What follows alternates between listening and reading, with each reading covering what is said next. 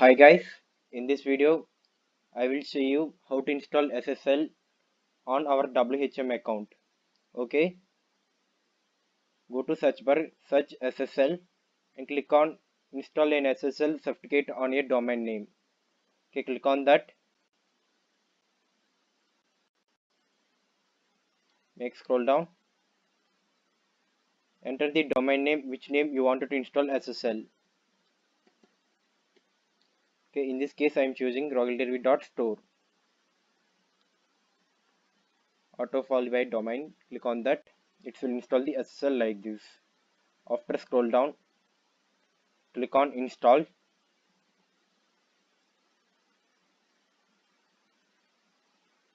Okay, SSL has been installed on this domain name. Okay guys, next video I will show you how to install SSL from cPanel.